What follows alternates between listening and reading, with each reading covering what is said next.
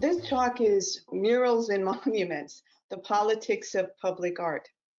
And I just want to give you a little bit of a background on public art before I get into the antiquities piece of this talk. So most of you know that public art in the form of murals on municipal buildings and sculptures in parks and on city streets have been present in the United States since the 18th century. And like other art forms, they can serve a variety of purposes apart from the artistic. It can be officially authorized, or sometimes public art can be subversive, like graffiti or street art. Public art is out there in public spaces where the general population is likely to see it. And it's not always visual. Performances, concerts, and dance can take the form of public art. Public art can contain pragmatic or emotional content. It can be used to intimidate as well as to educate. It can be used to inform and to create awareness around issues that are of concern. It's used to commemorate and to memorialize events and specific individuals. And it is often used as propaganda. It has a very strong political content very often that can be overt or covert. But nevertheless, it's meant to move people to act or react in ways in certain ways at a particular moment in time. Today, any architectural building project using federal funds has 1% of its total budget reserved for the inclusion of a public artwork. This goes back to the 1930s and President Roosevelt's New Deal, which spawned the Federal Arts Project. The New Deal's art and architecture generated the percent for arts that we know today. Arts organizations on the state or local level get the process started by bringing together public officials, members of the community where the proposed artwork will be cited. And after reviewing the artworks from a number of artists, several are selected to present visual proposals. The artist is selected by an unbiased jury of local officials, community members, and arts professionals. It's a very democratic process, and it seems to work. The artworks commission can be placed on the exterior or within the interior of a public school, library, government building, state university building, or adjacent to such buildings, on plazas, in parks, or even on walkways. While most percent for the arts projects have benign themes related to the history of the community or the specificity of the site, its primary purpose is to visually enhance the space.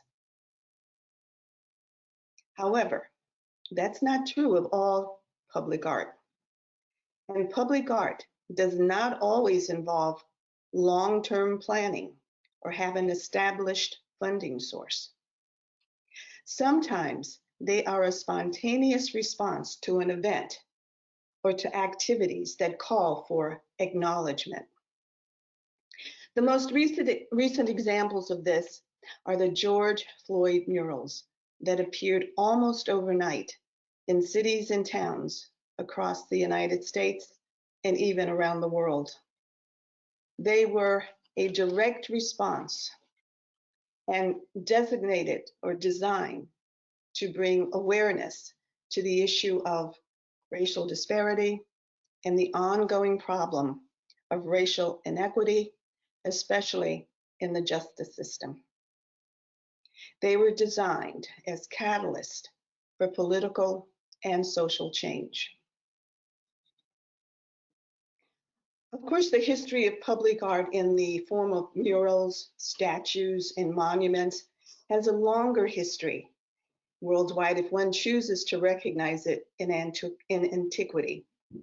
Even graffiti, which contains written words, and street art were practiced in ancient times. The Greeks in particular made good use of this artistic way of reaching the masses by having high and low relief sculptures placed in the pediments and friezes of Doric temples and treasury buildings. Executed in high relief and brightly colored, these sculptures instilled pride among the Greeks, reinforcing the idea that they were superior to the barbarian peoples that lived all around them. The most well-known examples of this is the Acropolis in Athens, where Pericles instigated a building program that commemorated Greeks united in victory over Persian invaders. The artistic program completed on the Acropolis contained buildings, freestanding and relief sculptures.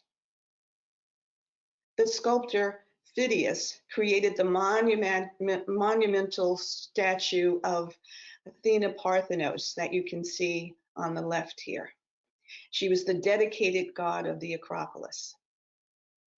Now this Athena, the original Athena, stood 38 feet tall.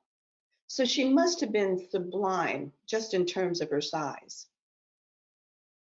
She was also sublime because of the materials, the precious materials that were used in her making, gold and ivory from Africa. Athena Parthenos was housed in the cella of the Parthenon, where only temple priests or priestesses had access. For the Greeks, worship of the gods and goddesses, a goddess like Athena, would have taken place not inside the temple, but outside of it. People processed around the temple in a way so that they could view the sculpture in the pediments and friezes. Various scenes often depicted Greeks victorious in warfare, even if the enemy was a fictitious centaur, a giant, an Amazon, or even Persians, actual Persians. For the Greeks, public art, and this was all public art, when it was in friezes, freestanding statues on the outside of a temple, this public art commemorated their common history and their cultural values that united them as a people. And that's one of the things that public art is meant to do today. But perhaps most importantly, the public art that the Greeks devised was meant to unite them as a people. And it was to facilitate religious participation by encouraging the people to join in the ceremonial events honoring the gods. So sculptures in low relief are seen throughout the Hellenic world.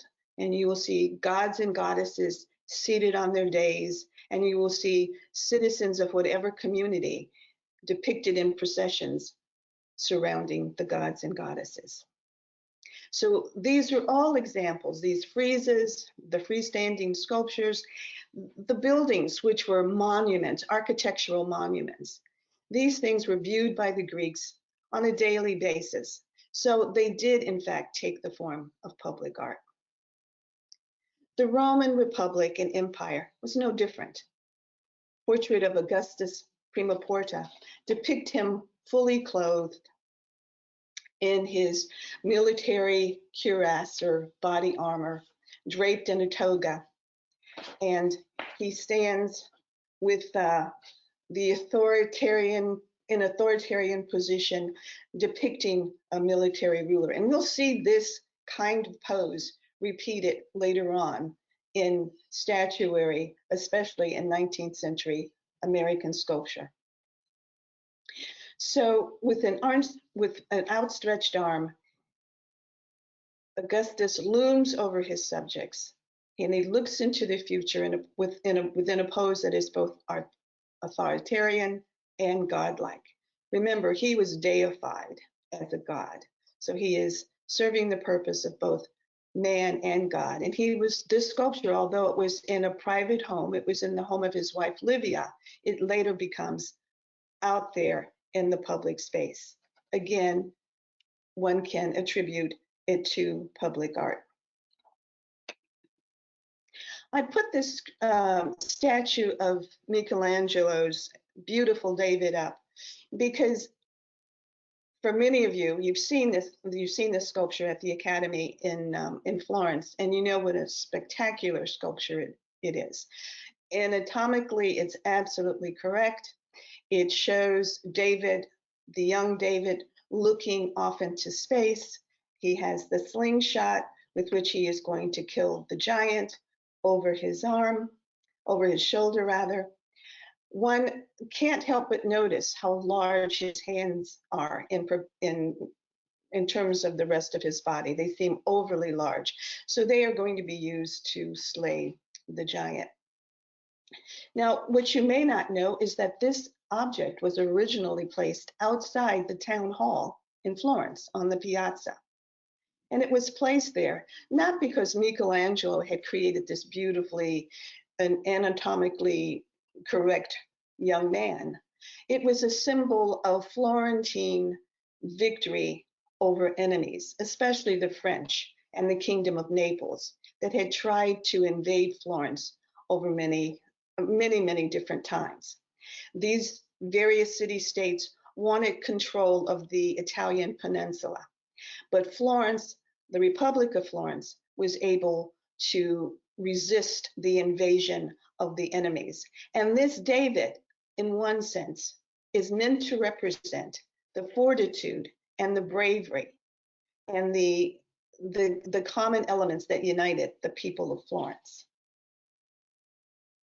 Again, a wonderful example of public art.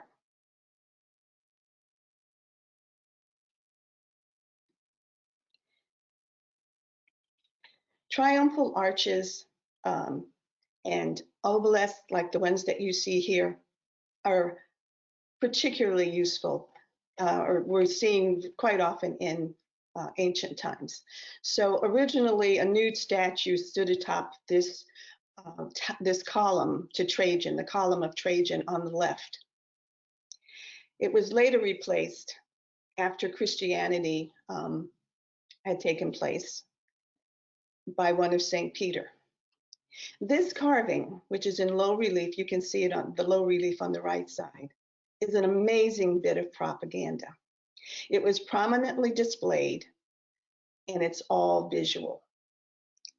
The story is the one that the victorious Trajan, the Emperor Trajan, wanted to tell, and it was shown to all the peoples of Rome, from the most educated to the least. So it didn't matter if you could read, didn't matter if you couldn't read.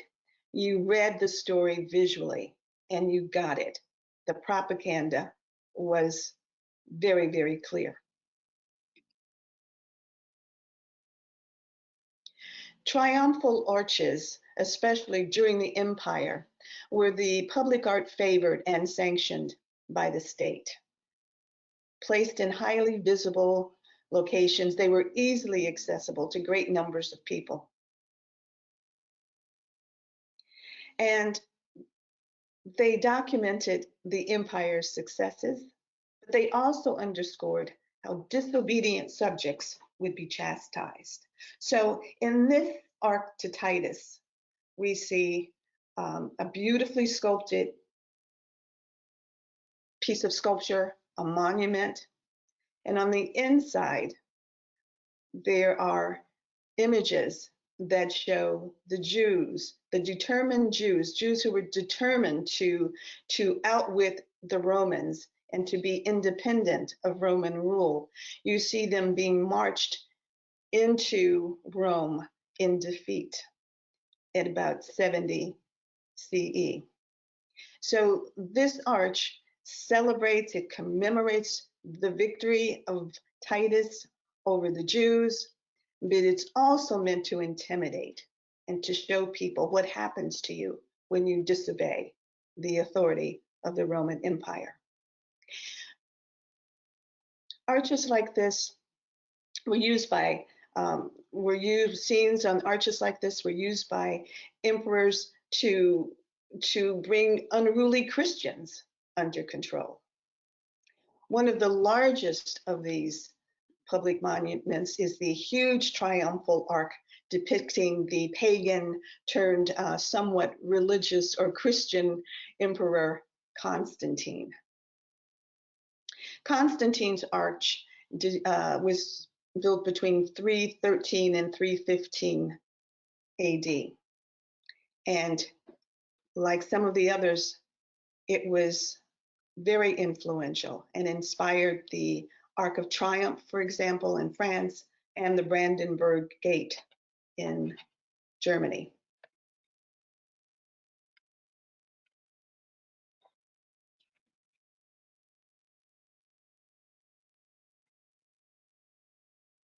From about 165 to 250 AD, in a Syrian town called Dura Europos, wall paintings of pagan, Jewish, and Christian religions were painted in fresco on the walls of private homes that served as early Christian churches and synagogues. A few of these wall paintings are on exhibit at the Yale University Art Gallery in New Haven. Others are part of the permanent collection of the museum in Damascus, Syria. Yale's Christian frescoes are in pretty bad condition. They're very abraded. But in this one, you can just make out a scene that becomes very popularly known as the Good Shepherd. On the other side, we have a scene of Jewish ritual objects, including a niche for the Torah.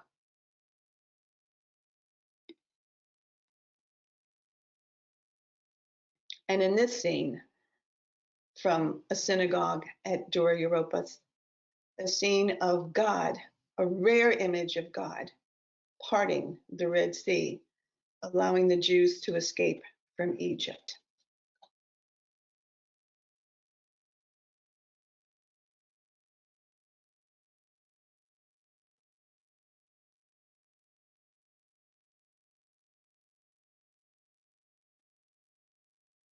Siena was a republic controlled by guilds.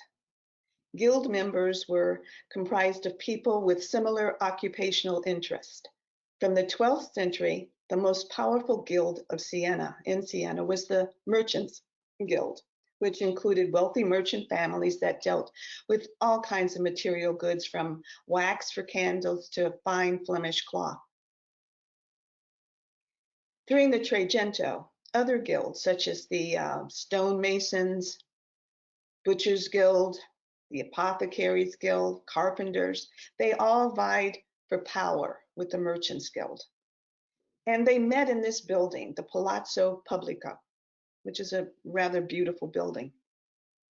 A salient feature of this building, which was situated on Siena's main piazza, is the bell tower, from which the countryside could be scanned for miles around. Approaching enemies could easily be identified, and with the ringing of the bell, the town gates could be closed against them. Ramparts along the top added further fortification.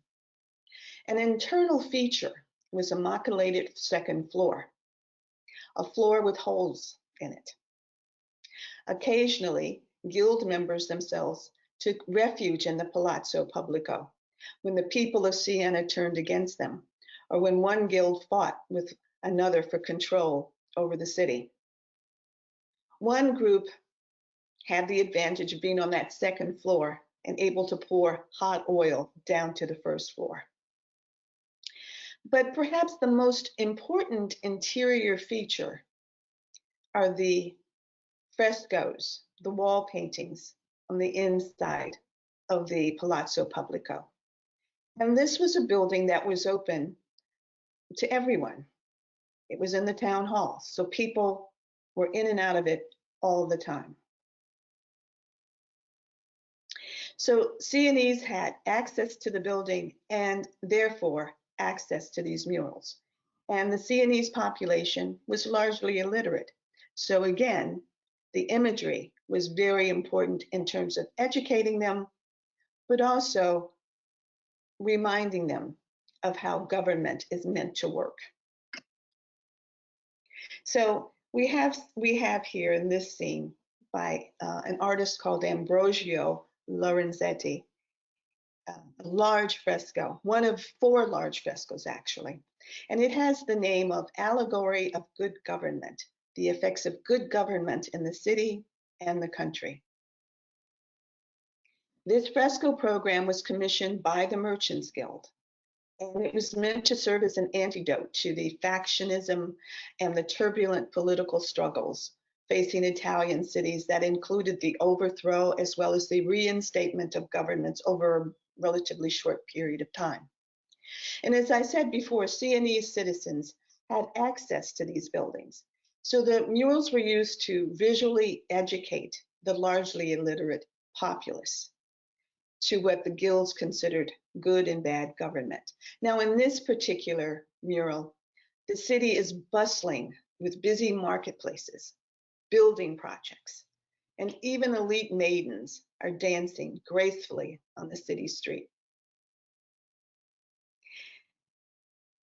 And in its accompanying mural, which I don't really have a good example of, we see the wealthy, the elite riding out beyond the city gates on horseback, out into the countryside, where they are both safe and happy at their leisure, and they can look over their vast estates, over their farmyards, over their vineyards, and they can see happy peasants going about their labors.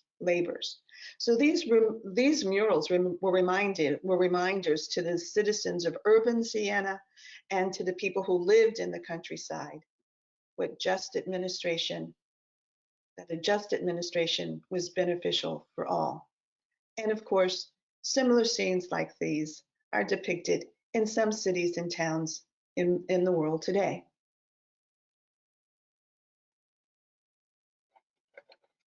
Equestrian statues, like the one here of Marcus Aurelius, are another form of public art. And they were seen in public spaces in Italy, especially beginning with the 14th century onward. This is, of course, Marcus Aurelius. And there were many equestrian statues similar to this made during Roman antiquity. But because the Romans are so often involved in warfare, they contained copper, and so these things were melted down, and the copper was reused to make armaments, bullets, bayonets, swords, shields, whatever.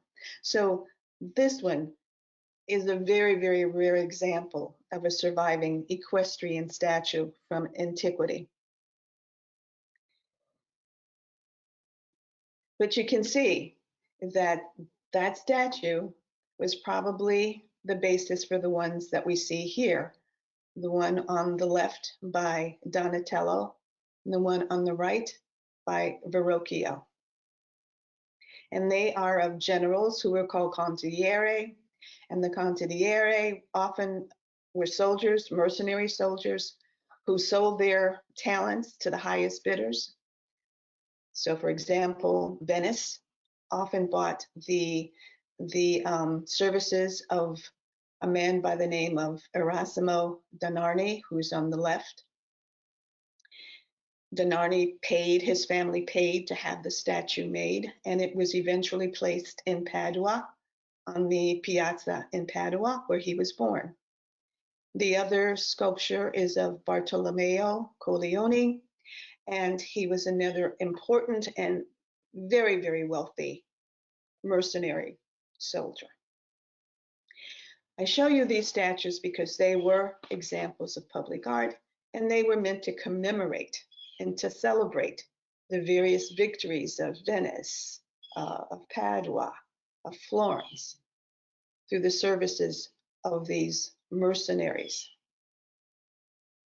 So the tendency to represent military heroes go all the way back to Roman times, but certainly the more recent influence date from the early Renaissance.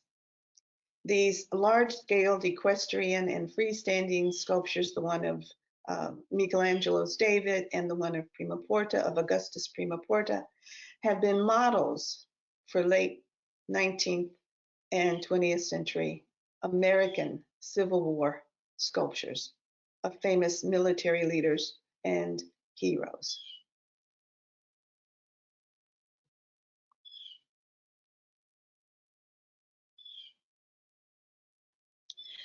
Between 1876 and 1929, some 50 plus years after the Civil War, monuments and statues memorializing military leaders on both sides of the war were placed along city streets, in front of courthouses, in parks, and cemeteries.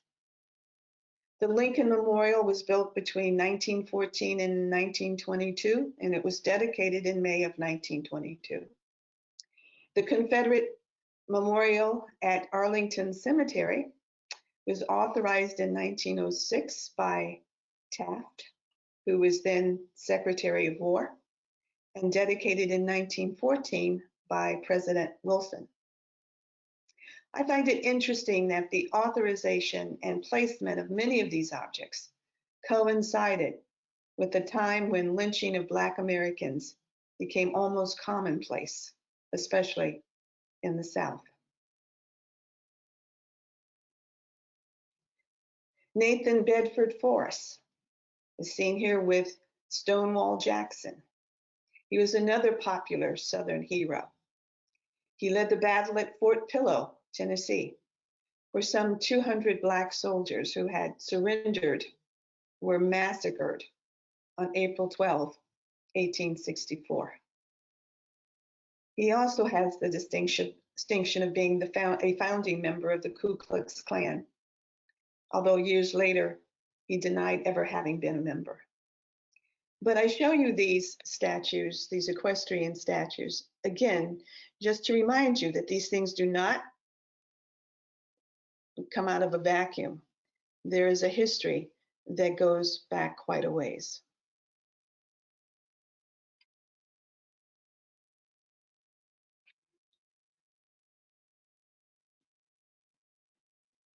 Monuments and equestrian statues commemorating Robert E. Lee proliferated in the South. Stonewall Monument in Georgia depicts Confederate President Jefferson Davis and Generals Robert E. Lee and Stonewall Jackson. Again, I find this kind of interesting that the building of this monument began way back in 1923, but it wasn't completed until 1972, and that's very late.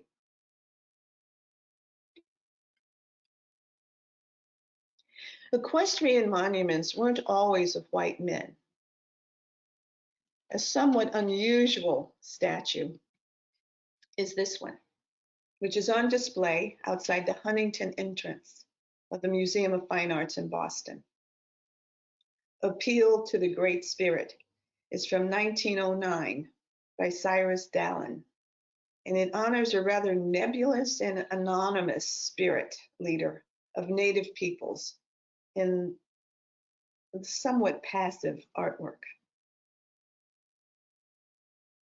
Let's assume that it's meant to be a tribute, a respectful tribute to the indigenous peoples whose lands had been stolen, whose treaties had been broken, treaties that they believed were made in good faith. Let's assume that they knew that they were going to have to walk a trail of tears. Their children would be taken from them and sent to boarding schools in the East, where they were forced to unlearn their native languages. So this statue is very, very interesting, and the Museum of Fine Arts Boston has done a very nice job of bringing it alive. So I urge all of you to look into that, because there are many discrepancies. First of all, you can see that it's in my opinion, it's a rather passive work when we compare it to some of the others that we've just looked at. And he's a very heroic looking figure. But if you look closely, you can see that he has long braids. He has a headdress that is not typical of Eastern indigenous groups. And everything about this figure is pretty much made up. It's not that Indians in the Plains Indians did not wear headdresses like this, but it's clearly a kind of manufactured idea, an idealized idea of what a Native American would look like. And again, I urge you to look at this object a bit more closely. Go to the Museum of Fine Arts website and look up Appeal to the Great Spirit. I think you're going to find it very, very interesting.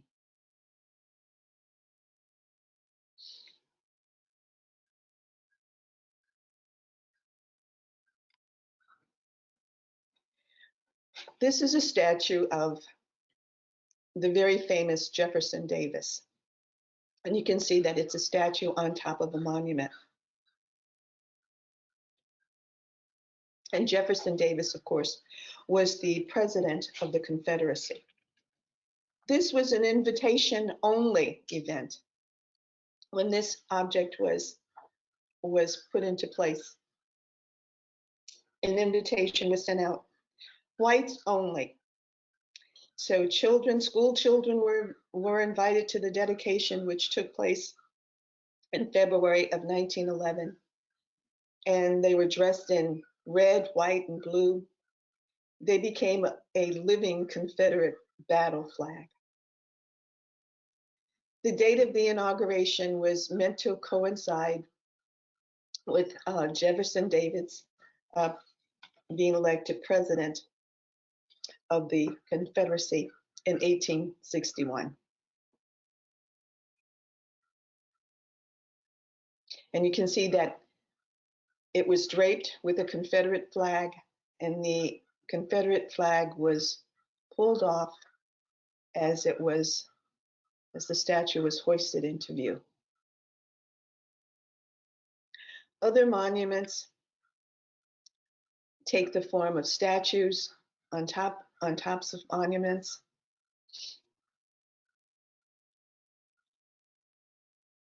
So the one to the left is a Confederate memorial statue that's situated in Fulton County, Kentucky.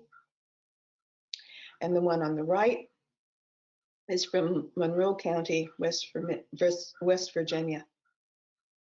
It's an arch with the figure of a Confederate soldier on top.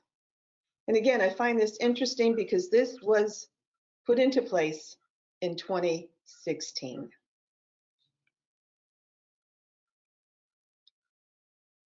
So these statues of Confederate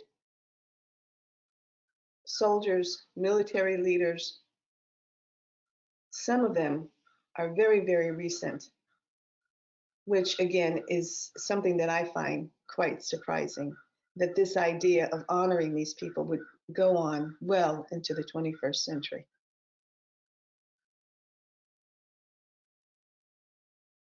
Now we're switching gears a little bit here because we need to talk about the Mexican muralists who were very, very instrumental in creating some ideas for the murals that we see scattered around the world today, especially in the United States, in Mexico. And we owe a huge tribute to the three great Mexican muralists, Diego Rivera, Jose Clemente Orozco, and David Segueros. They left a legacy for Mexico and the world in the form of murals.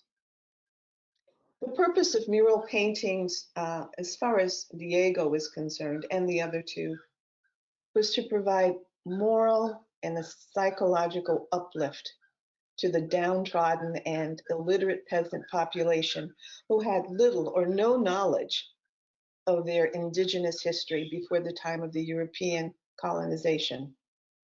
So the murals, again, were meant to educate and to instill in them a sense of pride in their pre-Columbian ancestry and the civilizations that their ancestors had built before the arrival of the Europeans. And of course, the intent of the Europeans was meant to sort of wipe out their history. But they survived in remnants, and they repopulated Mexico and other countries of Central America. So in these murals that Rivera painted, he celebrated their long and vibrant history and their survival of the European conquest. Orozco is a little bit more politically astute, perhaps, and painted murals that visually informed and informed people about their continued exploitation by corrupt politicians, businessmen, police, and even religious leaders. The lack of education and literacy among the peasants made his powerful images very, very important. They became a primary form of communication that incited people to agitate for change. They were visually impossible to ignore because the humans represented were larger than life-sized.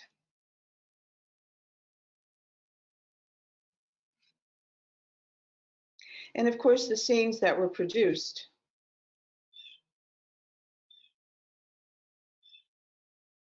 were very powerful ones as well. This is the arsenal, also known as Distributing Arms by Diego Rivera. And in this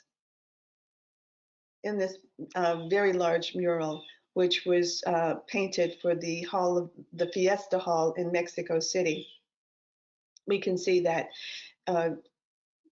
Rivera has included some of his fellow Marxists in this image. You can see Frida Kahlo, for example, in the center, below the Russian worker.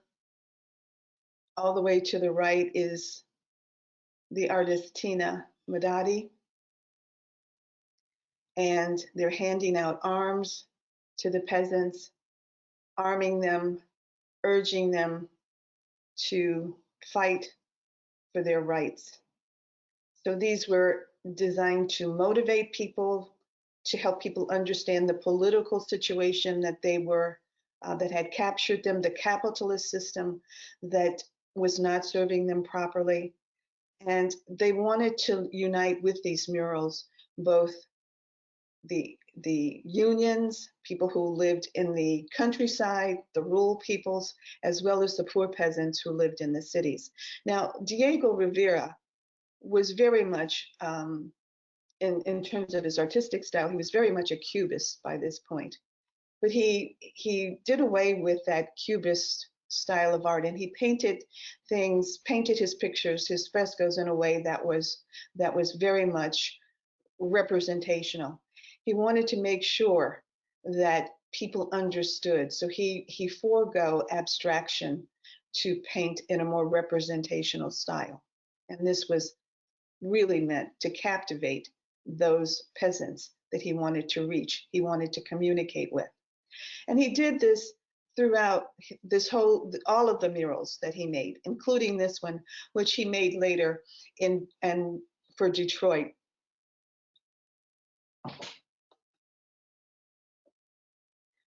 People at work in factories. And again, he eschewed the Cubist style for the representational style so that people could really participate. These murals would really communicate to them and allow people to think and to agitate for both political and social change.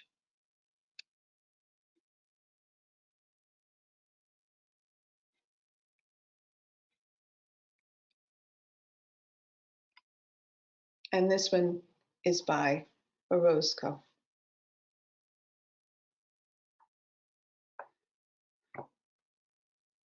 So we've seen that beginning with the Greeks, uniting people was an important factor in looking at public art, the sculpture, the painted reliefs in pediments and on friezes. It was to create a national identity. It was used, public art is can be used to intimidate. The Romans made very good use of that intimidation factor. It was meant to educate people who were illiterate and to create a sense of pride in people. So it serves a number of different purposes.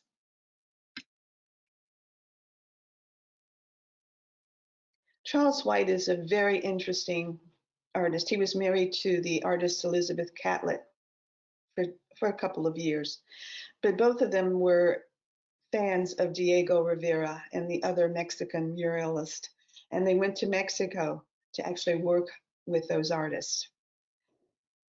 Charles White had always made rather large drawings and prints, but he began to make murals. And he made his murals not for galleries or museums where his paintings were often on display. In fact, paintings were on display that he couldn't even see. He couldn't even go into museums where some of these works were on display because he was Black. And so he knew that if he couldn't see his own works that were in museums, of course, Black citizens weren't allowed either. So he really felt strongly that art should be for the people, and he took wholeheartedly to this idea of creating murals for Black Americans. So in this one, Chaos of the American Negro, one sees people that are joyless and yet stoic in their never-ending struggle to attain their worth as human beings in other people's eyes.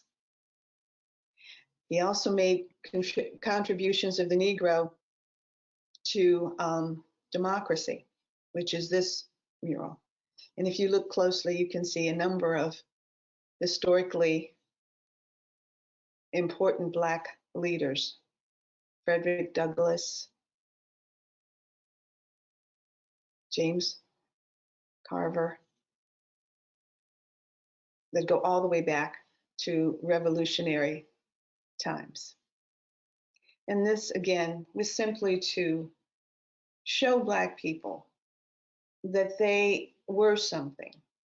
They had worth, they had value, and they had a history of people who had done great things, even if they weren't publicly acknowledged by white society.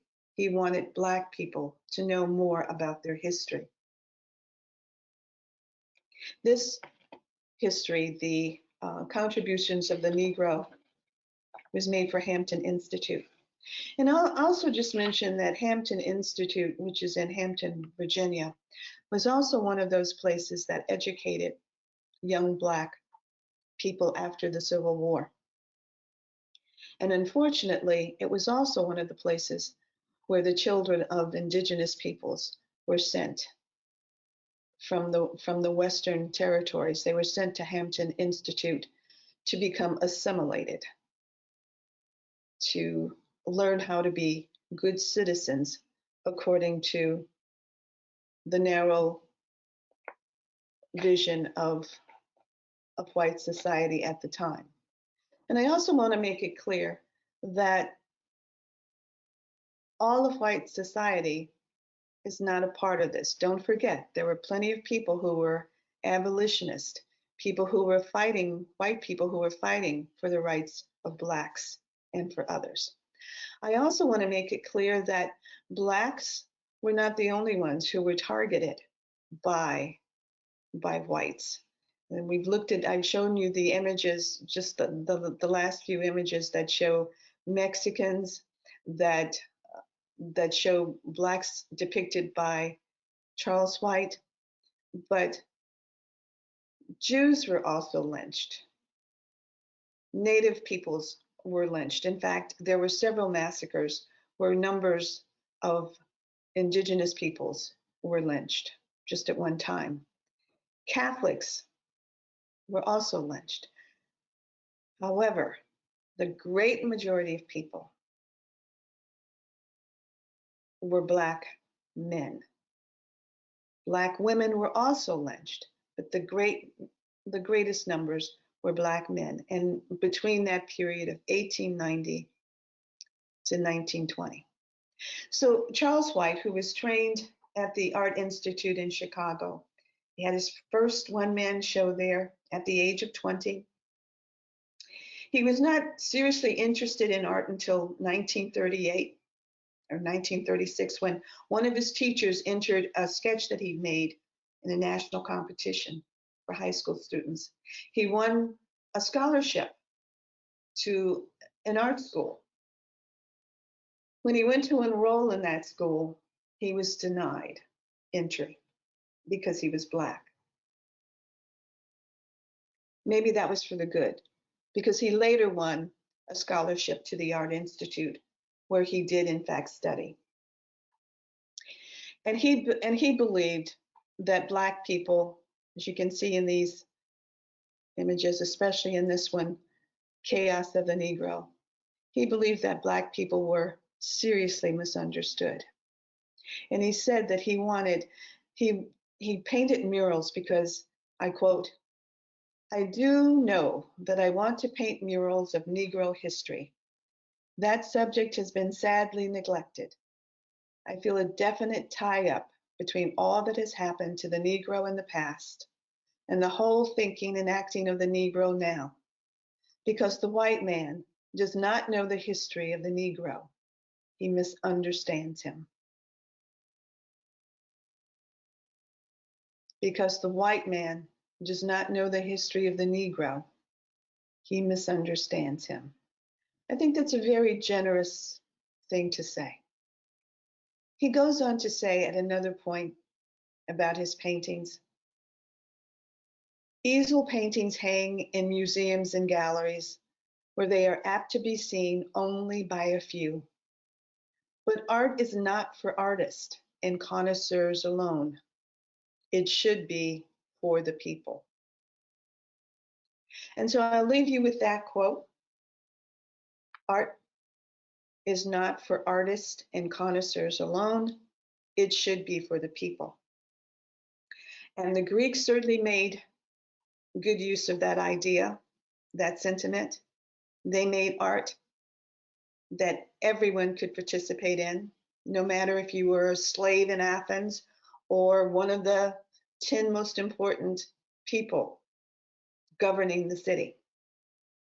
The Romans made good use of it, of public art, perhaps for the wrong reasons, but nevertheless, it was out there, it was in a public space, and everyone had access to it. During the Renaissance, it was restored again. Art was meant to be beautiful, was meant to be powerful, but much of it was for the public good. So this idea that we see murals today, we see monuments today, we see statuary today, all of these things go all the way back to antiquity.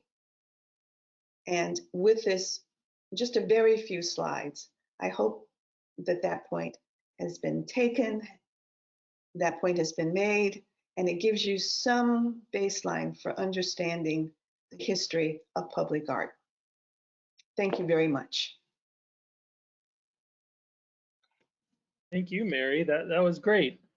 So I will remind everyone, since this is a webinar, we will be taking questions in the question module, and we will try and answer as many of them as possible. We'll still take a little bit to have some discussion here between me, Eddie, and Mary, and hope to answer some of your questions.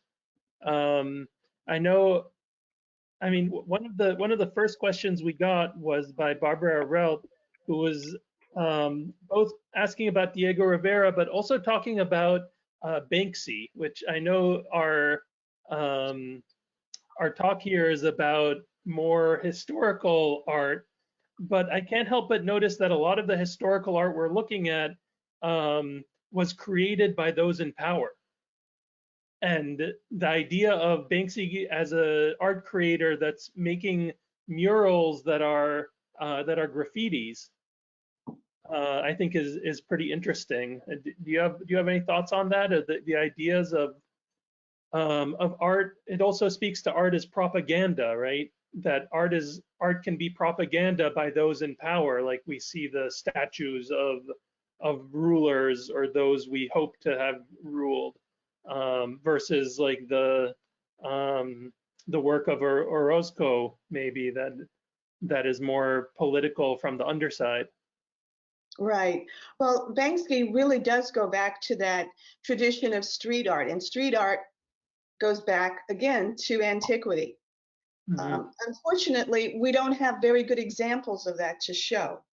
You know, many of these things have been torn down, have been taken away. So what we always have the art made by the elite, you know, that was paid for by the elite. That's why the Triumphal Arches in Rome, they still stand. There are lots of them. They stand in Rome, they stand in Italy, they stand in different places of the world. They were built, they were authorized by people in power.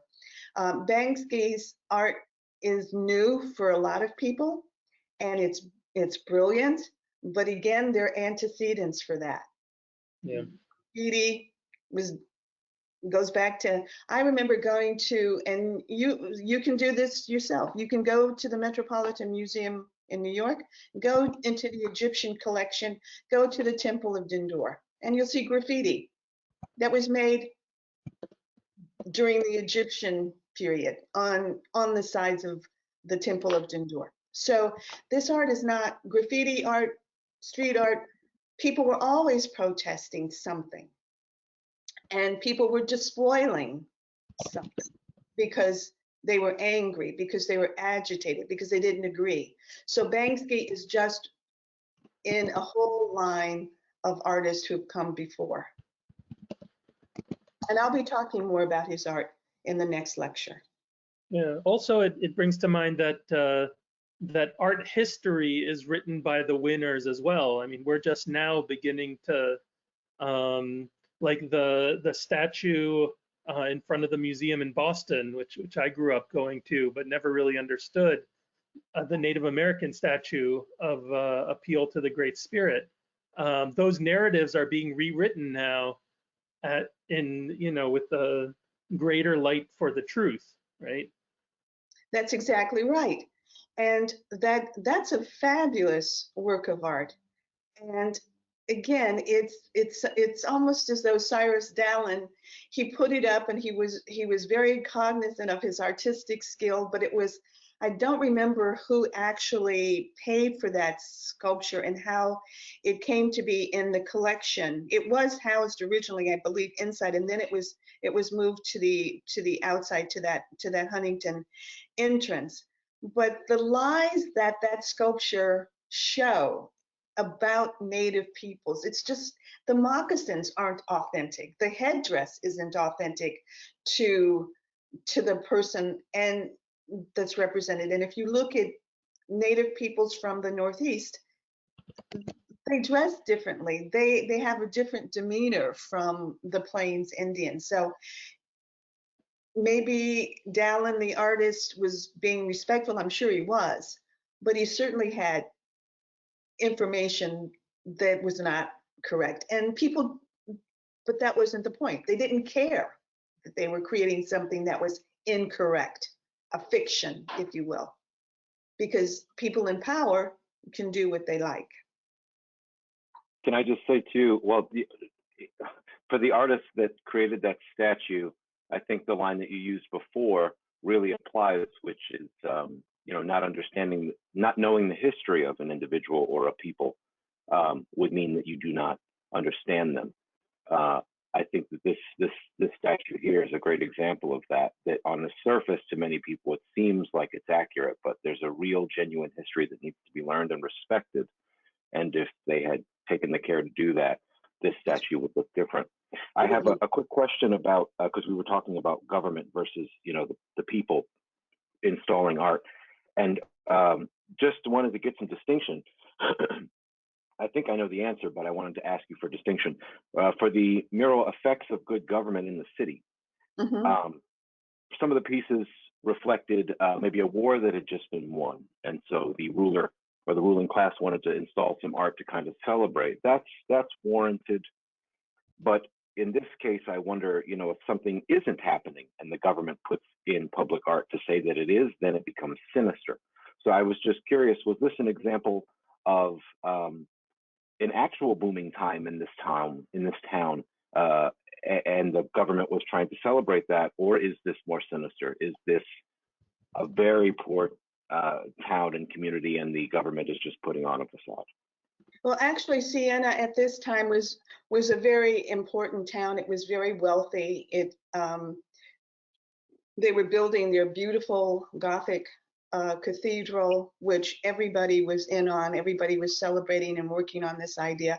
So this image is actually one that shows the city in very good shape.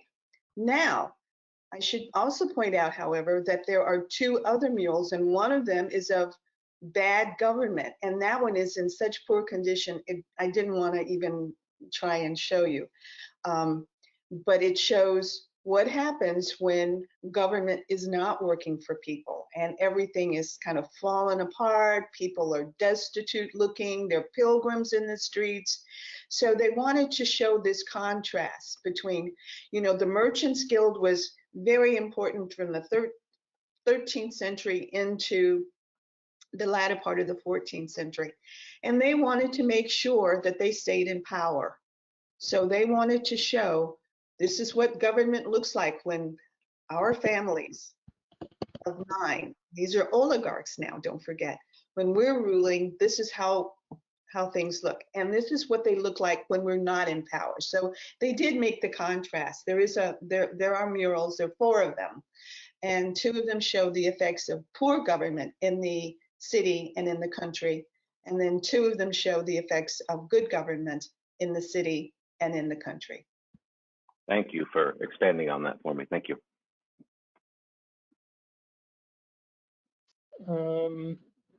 We have another question of, let me see, by Dale, that it's striking to him that women are largely absent from these public works. Not by him, but I can understand that we can only go over so much in an hour, but can you think of any public works that were depicting women or intentionally trying to inspire others with images of women? Yes, I can. Going back to the portrait of Augustus, his wife Livia was often depicted in sculpture, especially not always full standing statuary, but certainly in busts. She was represented, as were other Roman women.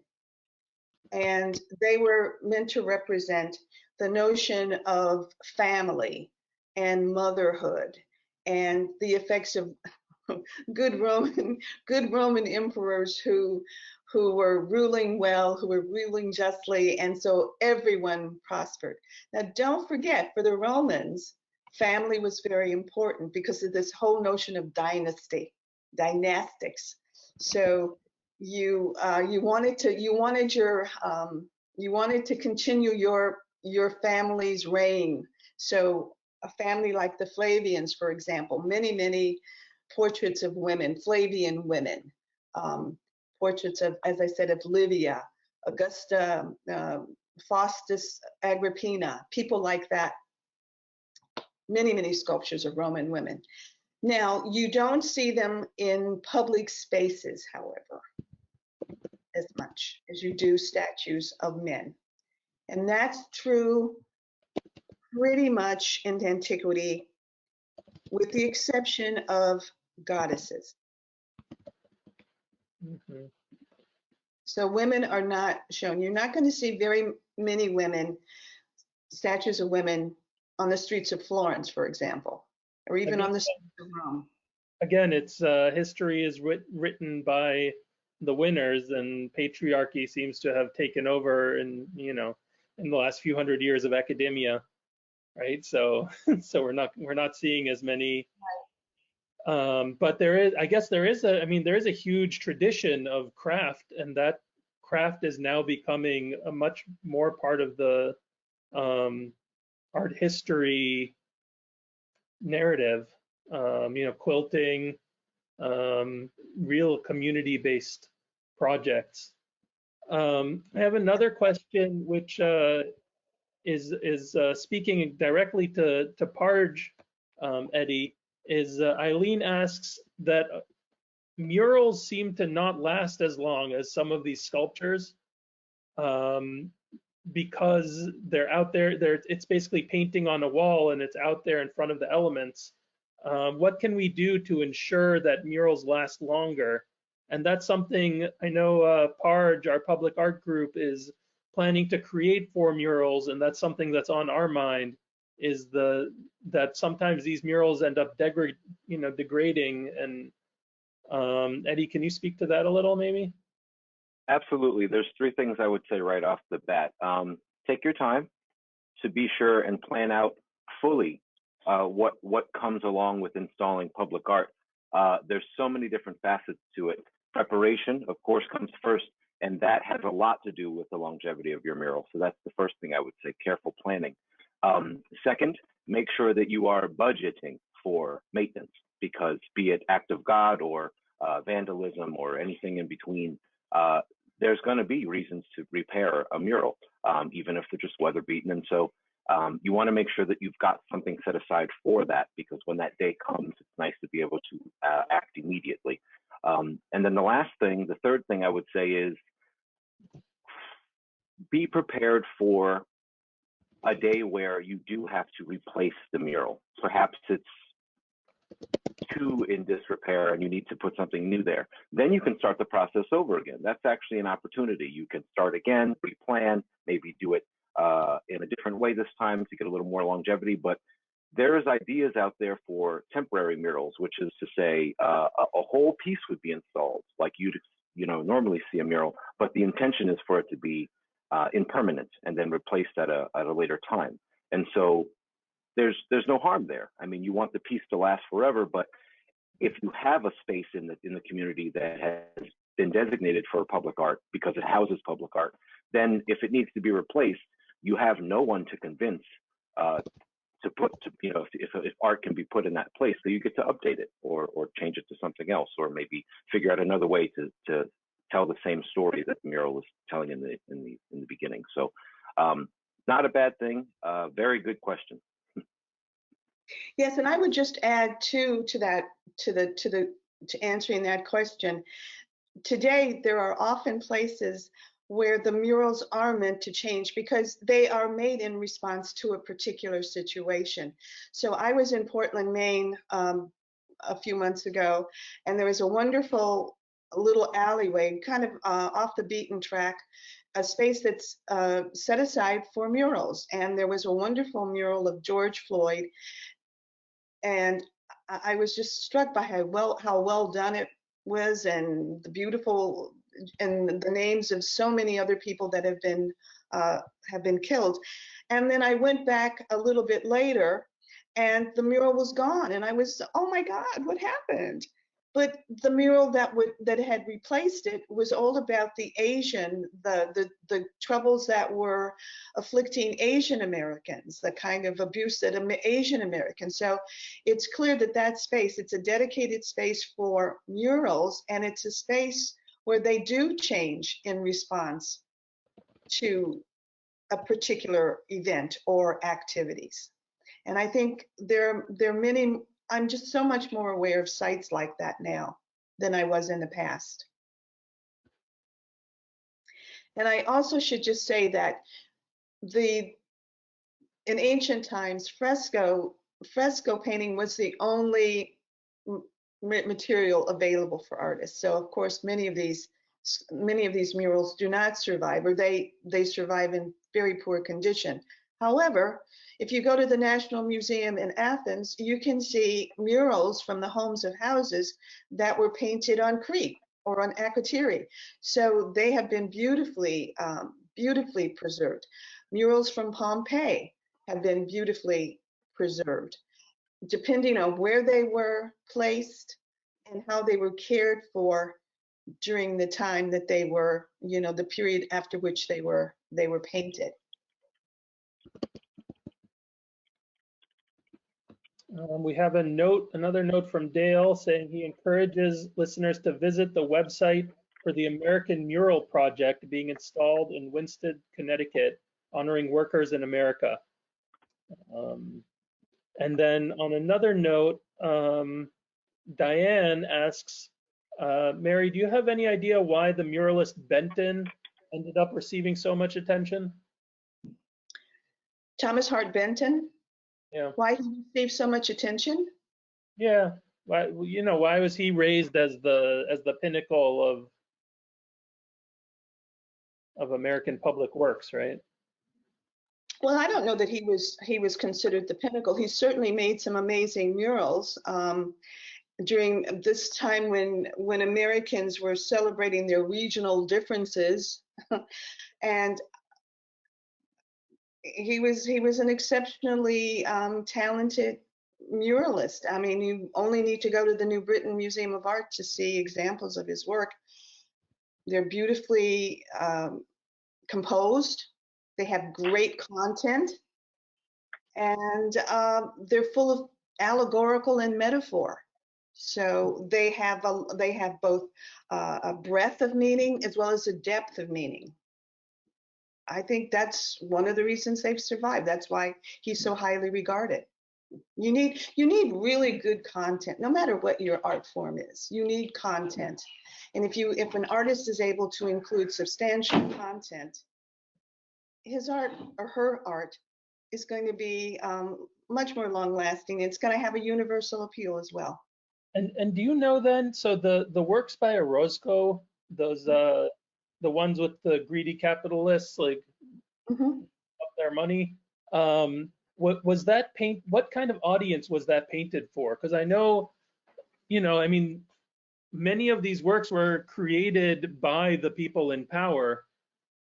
So the public artwork that is by people who are disenfranchised and then speaking against power, speaking to power, is sort of a very important thing for us right now. Right? Yeah, it is an important thing. Those murals, the Orozco murals, as you probably know, are at Dartmouth College. So they survive not in their original sites, but they have been moved. They were moved, fortunately, by someone who had some forethought and the ability to finance it to safer locations. A number of those murals do not survive because, again, people in power, about the time that Trotsky was murdered in Mexico, Marxists were a huge threat. I mean, we have the Rockefeller mural that was painted at Rockefeller Center by Diego Rivera. And it seems like perhaps for a time the Rockefellers didn't quite know who or what Diego Rivera was doing. And then when they realized it, they immediately had that mural taken, whitewashed, had it destroyed. So I think some of these wealthy donors perhaps didn't quite know what they were getting into with these Marxists, with Orozco, with Segueros, and Rivera. It seems like controlling the narrative is a theme here with a lot of these pieces. And I just wanted to say something about the concept that the ruling class always writes the history. That is so largely true. There's one distinction I would make, and that is that it is not true in the case of the Confederacy, who in fact lost, but still found a way to rule over people, didn't they? And I think that draws a connection to what was the piece. I just wanted to draw a connection to contributions of the Negro, namely the time that it was painted in 1943. The contributions of the Negro, if you read that on paper, seems like a celebratory piece. You might assume you'd see some people smiling. But I just wanted to point out that in this piece that celebrates the contributions of a people, there is no smiling. No smiling. None of these people are smiling because in their life they weren't smiling. This is 1943. And so we talked about the Confederate statues, and what I'm so happy that you brought that point up, because it needs to be known that they are not monuments. They are tools of intimidation. And the proof is in the date of their installation. They were not installed minutes after the Confederate Army lost. They were installed decades later. They are tools of intimidation, and at best, they're reminders that you, boy, have no power here. And so I'm so glad that you brought that up, because there's a very big misinformation campaign happening around these that has been super successful, about preserving our history and all of that. And these are the people that are actively trying to destroy the history of people who look like myself. And so I'm glad that you brought that up, because I didn't want that point to be lost on people. And I just wanted to give a shameful little plug to Parch here, that we're trying to carry on the tradition of turning that concept on its head, which is that we don't want the ruling classes or the people in charge to make art for us. We want the people to do it, and so we're happy about that type of work. But thank you. You're welcome. You're welcome. I find it fascinating. Like I said, the fact that many of these murals, monuments, and memorials, these statues, which are in public spaces like cemeteries, but the avenue, the Monuments Avenue in Richmond, which has largely been decimated as of recently, but people everywhere, people could see these things so readily, and they send a message that is fictitious. The Confederates did not win the war. Right, but they sure threw parties like they do. Again, just a timeline, right? What would you say? Jim Crow laws. Those statues became almost like they were built to show support, right? To get those Jim Crow laws passed, and then once the Jim Crow laws were passed, then the gloves came off, and then the amount of statues went up again. Just reminders of who's in charge here. Even though we lost the war, we're still the ones in charge. And then there was a lull, right? A very long one. And then when do you think the next time these monuments were installed? Civil rights era. Right. It's not a coincidence. Not a coincidence. Not a coincidence at all. And 1896, is it? Or 1896 with Plessy versus Ferguson. And as far as I'm concerned, it's that's the beginning of Jim Crow. That's the catalyst for the statues. Yeah, a big catalyst for the statues, absolutely.